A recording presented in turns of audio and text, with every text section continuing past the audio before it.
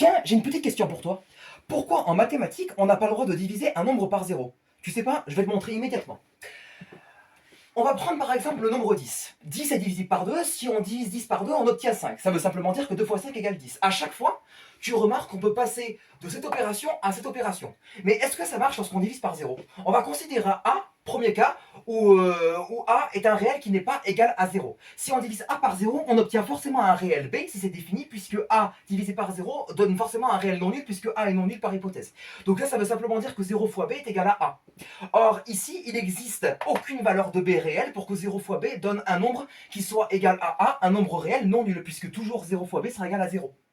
Et donc voilà pourquoi ici on a une grosse contradiction et que c'est absurde, puisque ici jamais de réel pourra être divisé par 0, car à chaque fois on n'aura aucun réel B qui remultiplié par 0 donne ce réel qui n'est pas nul. Donc voilà pourquoi ici si A est différent de 0 et qui est réel, la division par 0 par ce nombre réel est interdite et indéfinie. Maintenant, est-ce que 0 sur 0, est-ce que c'est défini?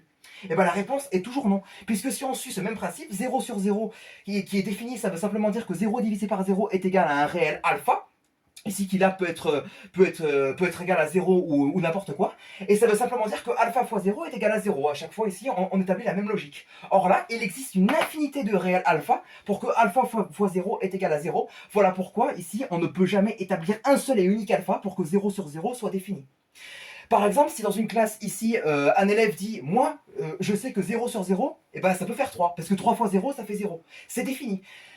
On peut prendre 4, on peut prendre 5, ce sera la même chose. Mais en mathématiques, convenu qu'ici, il existe une infinité de valeurs pour alpha, on dit que c'est complètement indéfini, car on ne peut pas définir une valeur pour que 0 sur 0 soit défini. Voilà pourquoi ici, pour tout nombre réel, ou un réel qui soit non nul ou nul, on obtient ici une division par 0 qui est interdite en mathématiques.